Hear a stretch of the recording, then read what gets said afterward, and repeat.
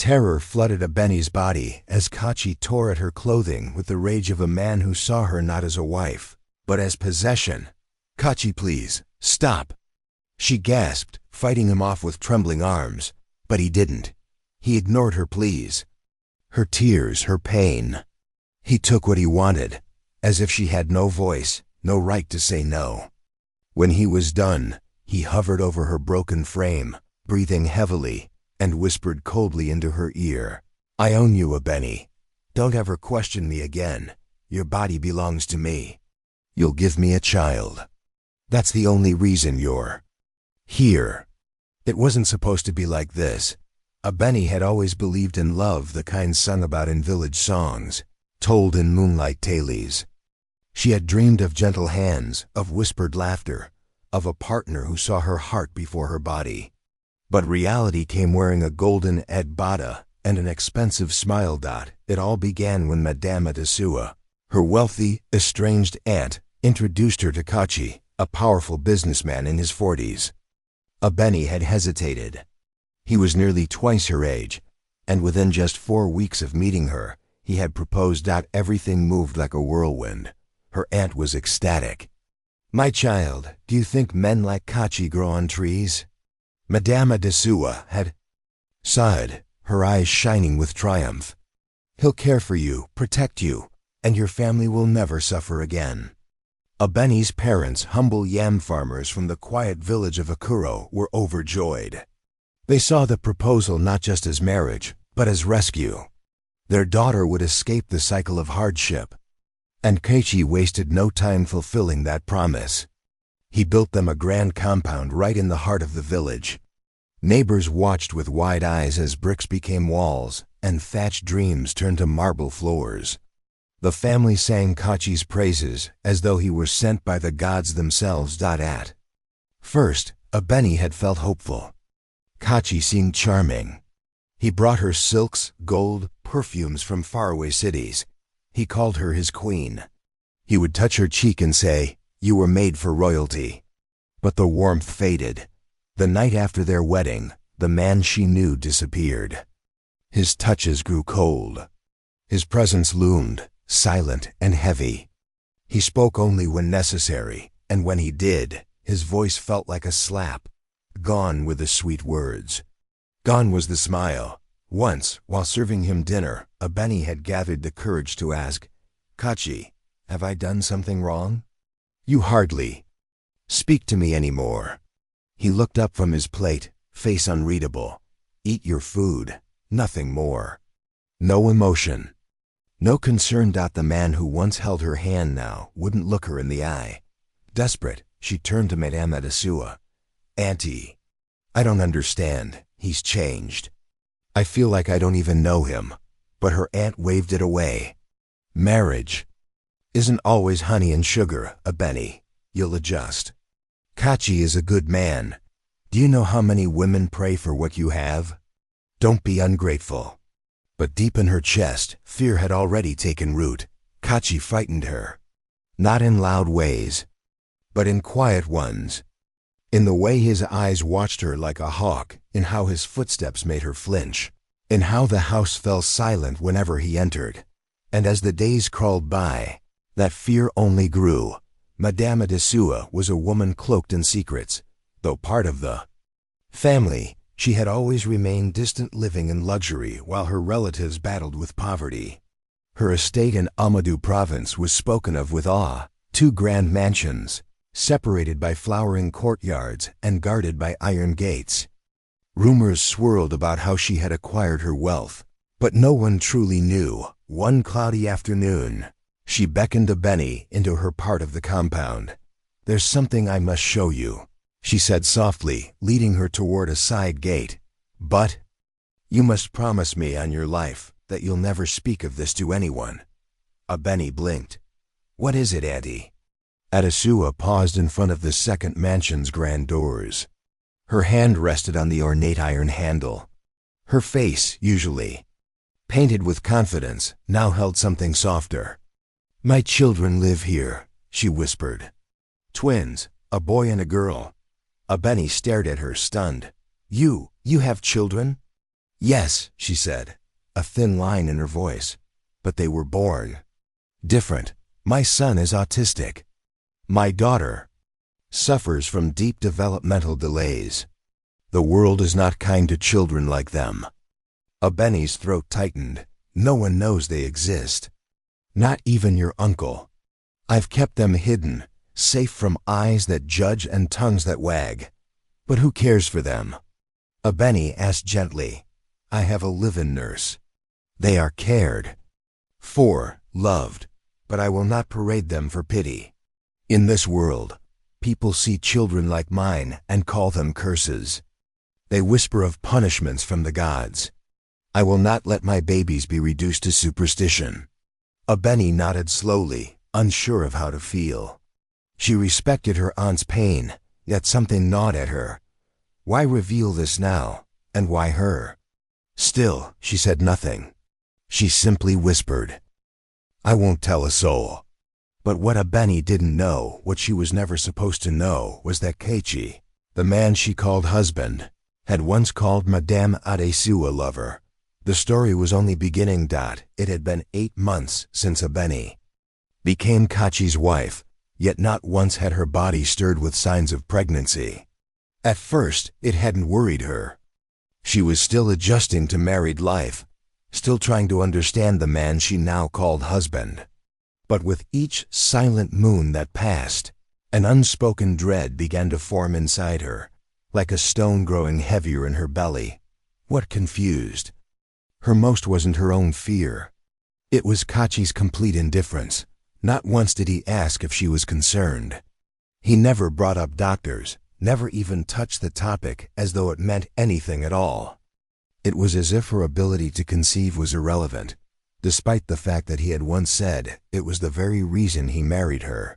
One evening, as they sat in silence over a dinner that felt colder than the soup on their plates, Abeni finally spoke. Kachi, she said gently, trying not to sound fearful. It's been 8 months now. I haven't conceived. Maybe we should see a doctor? Just to make sure everything is all right. Kachi barely looked up. He lifted his wine glass, sipped slowly, and set it down with precision. The children will come when the time is. Right, he said flatly.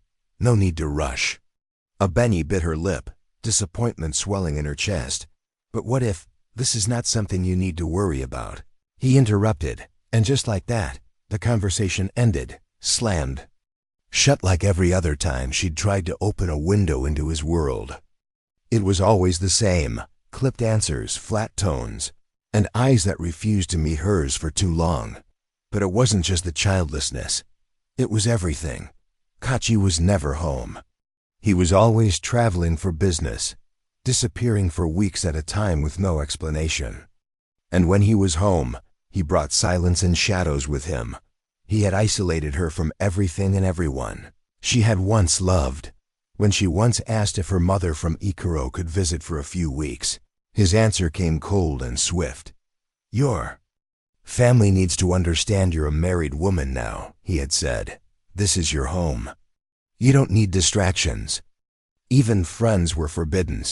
If she mentioned meeting someone new, a neighbor, a shopkeeper, a woman at the market, Kachi's face would harden. What do you need friends for? He'd ask. Everything you need is here. Friends only. Bring nonsense into your head. So Abeni stayed quiet.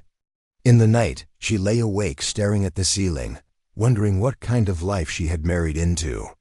Sometimes she would press her hand to her belly and whisper prayers, not just for a child, but for clarity, for safety, for truth. There was something deeply wrong with Kachi. She could feel it in the air, in the way the house always seemed to hold its breath when he entered, but she couldn't name it. Not yet. What she didn't know, what no one knew, was that Kachi wasn't the man he pretended to be. To the outside world, he was a brilliant businessman, known across Amadu province for his success, his generosity, and his quiet strength. But in the dark, in the cracks of forgotten roads, and behind the curtains of luxury, he was known as the Jackal, a kingpin, a ghost.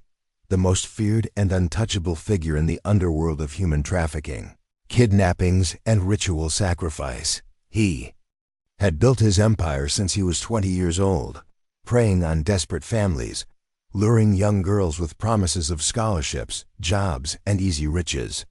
Some he sent to Europe, hidden in containers, sold into brothels.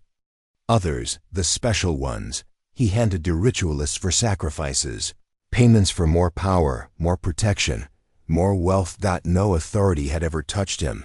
No one even knew what he looked like. That was his shield. His safety, his silence, even. Madame Adisua had once been his victim. Years ago, she had been just another village girl in his ring. But something about her amused him. So he kept her, not for profit, but for possession. He made her swear a binding blood covenant, a spiritual tie that chained her to him forever. Her body, her destiny, her children, all his, their offspring, born in secrecy, were not meant to grow. They were meant for renewal. Living sacrifices to strengthen his hold on the unseen powers he worshipped. After Adisua's final childbirth, a pair of twins, complications left her unable to conceive again. So Kachi demanded another.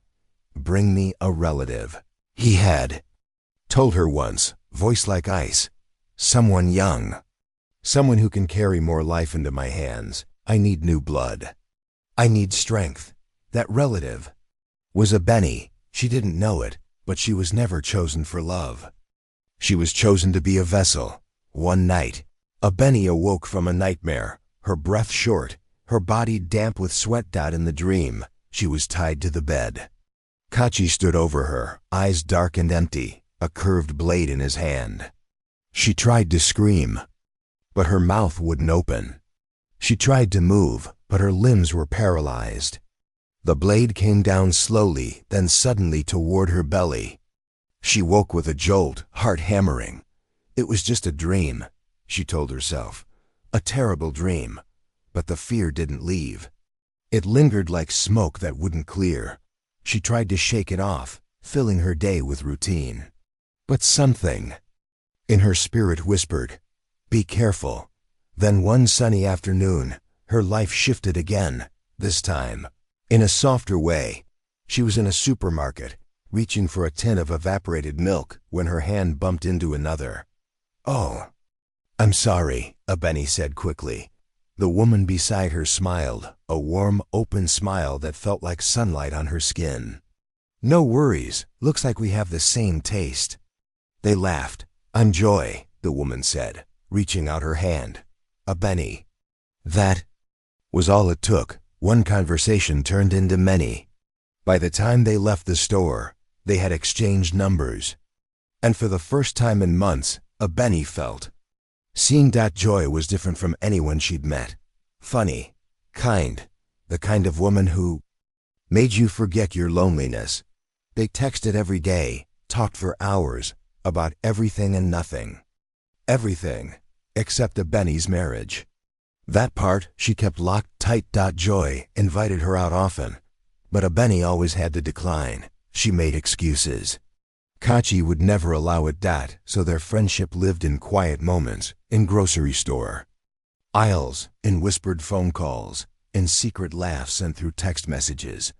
Abeni was careful. She knew Kachi wouldn't approve. She knew somehow that this new connection was dangerous, but she didn't care. Joy reminded her that there was still light in the world, and deep inside, a spark began to flicker, the beginning of resistance, of awakening, of courage. Because even in a house of shadows, a single flame remembers how to burn. The flickering glow of the television bathed the living room in soft light. Abeni sat curled on the couch, her eyes fixed on the screen. The news anchor's voice was grim, the words heavy with sorrow. "There's been a surge in ritual killings across the southern regions. Young girls continue to vanish without a trace. Authorities remain baffled with no concrete leads." Abeni turned to glance at Kachi, who sat beside her, rigid. His body tensed as though the air had thickened. His fingers gripped the armrest tightly, knuckles whitening. And then, without a single word, He stood up and walked out of the room. "Kachi?"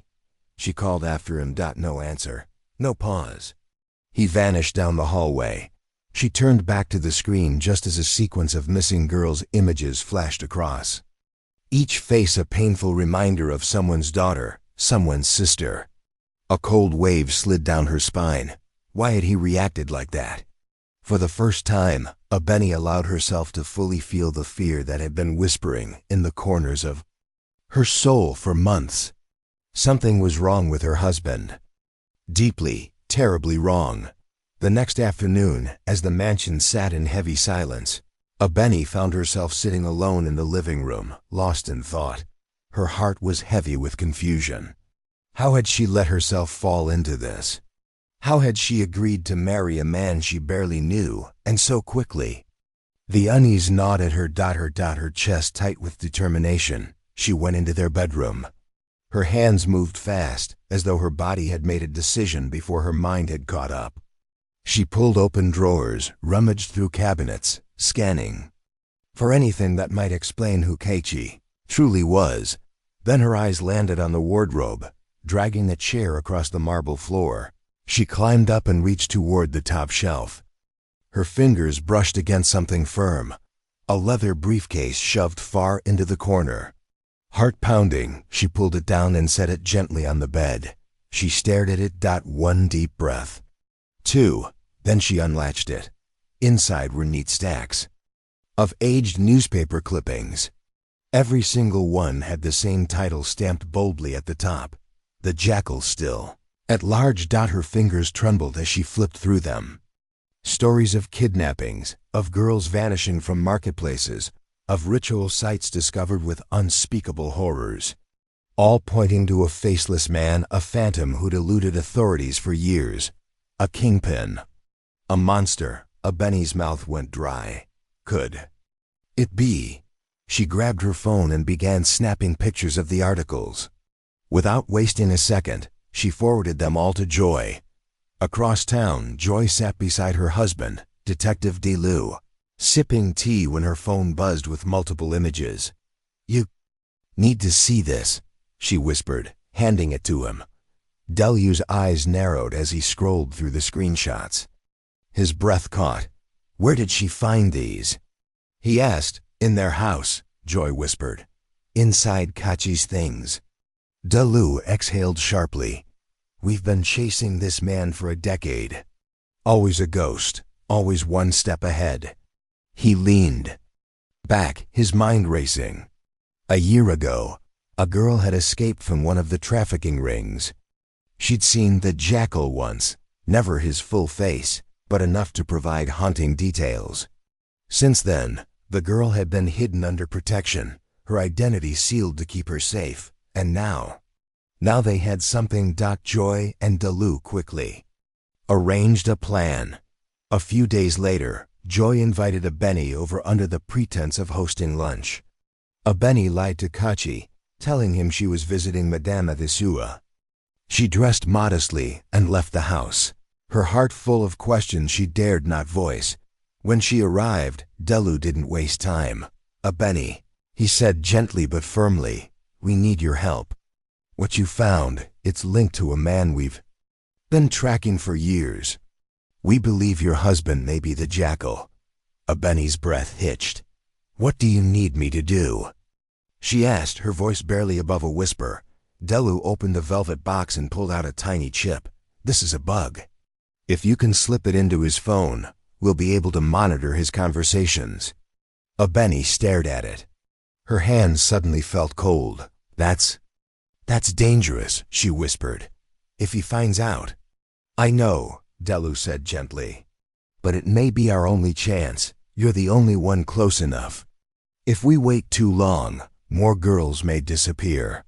After a long pause, Abeni nodded. "I'll do it." It took days of careful planning, several failed attempts. But finally, one quiet morning while Kachi was in the shower, she slid the chip into his phone, her heart thundering like a drum. DeLu and his partner Peter began surveillance immediately. Days passed. Then it came. They heard the call. Kachi. giving orders about shipment routes, discussing border bribes, naming girls as if they were goods. There was no doubt anymore. Kachi was the jackal, but Dalu needed more concrete evidence, something visual, something actionable, so they decided to wait. Kachi was planning another trafficking move. They just had to catch him in the act. Dalu kept all of this from Joy. He feared if she knew, she might tell Abeni, and if Abeni panicked, she might tip Kachi off. Meanwhile, Kachi was, as always, out of town. The mansion, grand and cold, felt emptier than ever. Abeni couldn't breathe in it anymore. She needed a familiar face, a place to feel safe. So she decided to visit Madame Adesua. She didn't plan it. She didn't expect anything. She just needed warmth. As she arrived at the estate gates, something strange struck her. Kachi's car was parked outside. Her eyes scanned the property. His driver was asleep in the front seat, mouth slightly open, head leaning against the glass. But the usual bodyguard, the silent shadow that followed Kachi everywhere, was nowhere to be seen. Abeni's stomach twisted. Something wasn't right. Maybe it was business, she told herself. Maybe he and Adesua had some estate matter to discuss. But doubt clouded her logic. She pushed the front door open, and the moment she did, her entire world fell apart. There, tangled in sheets and breathless moans, were Kachi and Madame Adesua, arms wrapped around each other, locked in passion. Abeni froze. Her heart shattered. Her legs weakened beneath her. Her breath caught in her throat. Tears welled up and fell in hot silence. Adesua gasped and pushed Kachi away. Kachi rolled lazily to the side and looked up at Abeni, completely unfazed. Abeni didn't wait for an explanation. There was nothing left to say. Her heart thudded violently in her chest as she spun around, her heels scraping against the tiled floor. She ran, tears blurring her vision, rage and shame swirling in her like a storm. Kachi didn't return for 2 days.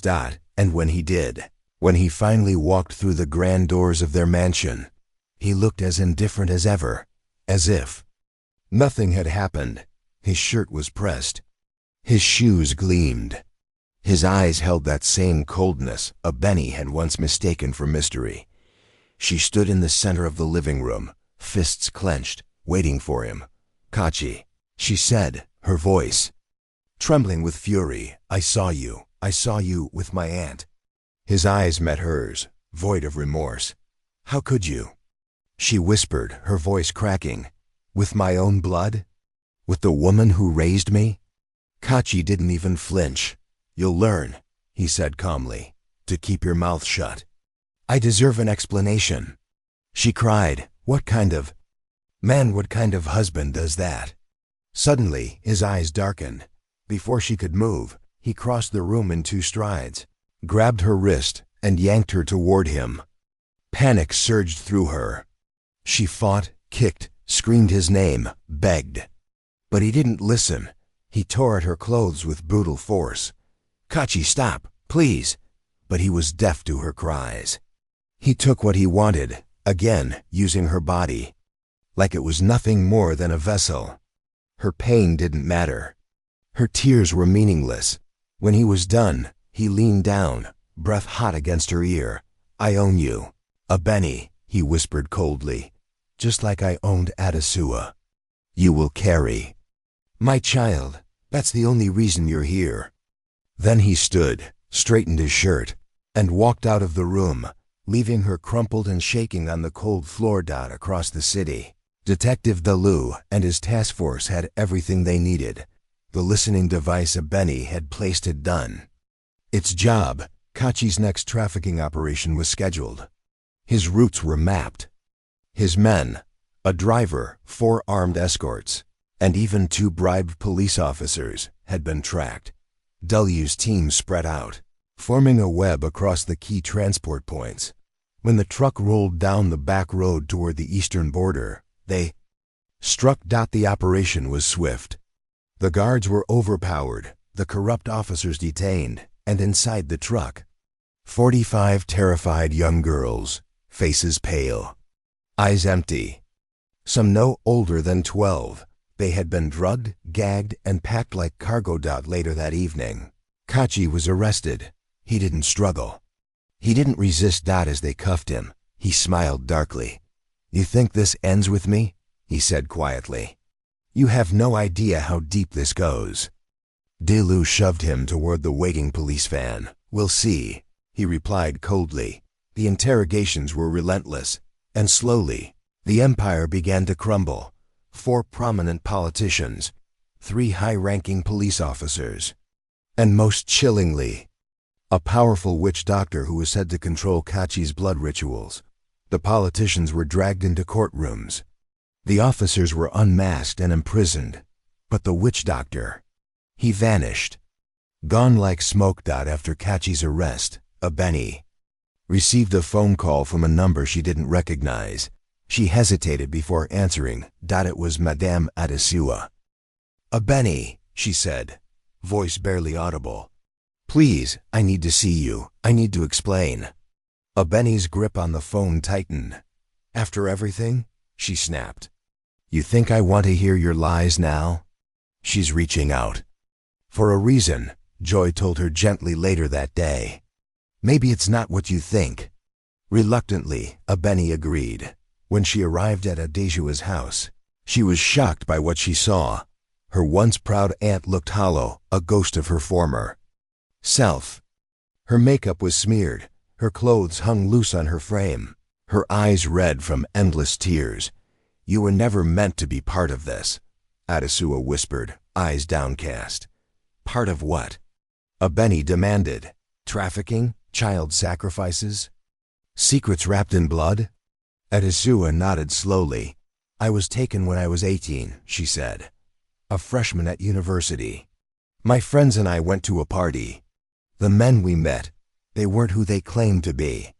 She paused, breathing hard. "They offered us a ride back to the hostel. We never made it. They took us and sold us."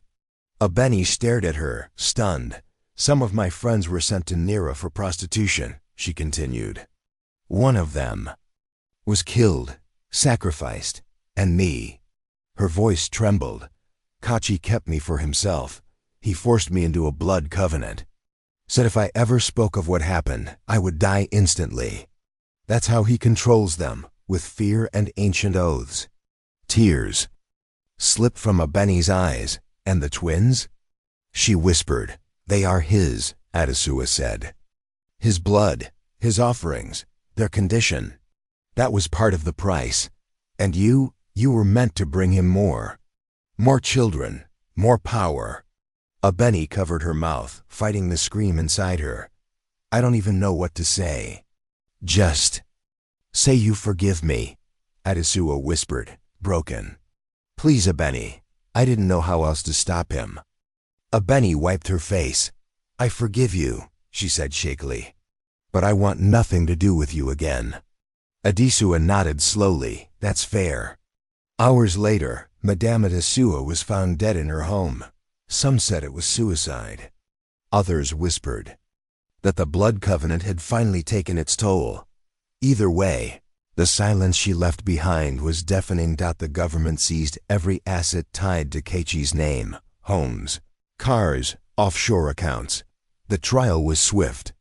The evidence overwhelming: human trafficking, ritual murders, high-level corruption. Kachi and his top lieutenants were sentenced to death by firing squad. There would be no appeals. A few weeks later, Abeni stood in front of her mirror with a test strip in her hand. Pregnant. She sank to the floor, numb. It was a mental war, an emotional avalanche.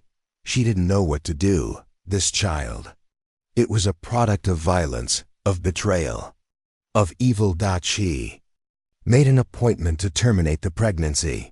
But her parents, simple, kind, and broken by the pain they had already witnessed, begged her to reconsider. "Please," her mother wept. "Let us help you. Let us raise her. No more bloodshed, Abeni. Not again." And so months later, Abeni gave birth to a baby girl. She was healthy, whole. Her cries rang out in the delivery room. Like a second chance, the moment Abeni held her. In her arms, everything else faded away. "She's not a curse," she whispered. "She's my redemption." She vowed, with every breath in her body, to protect her daughter, to raise her with love, to guard her from monsters that wore the faces of men, from men like Kachi, who still walked the earth in shadows, even if his body never would again.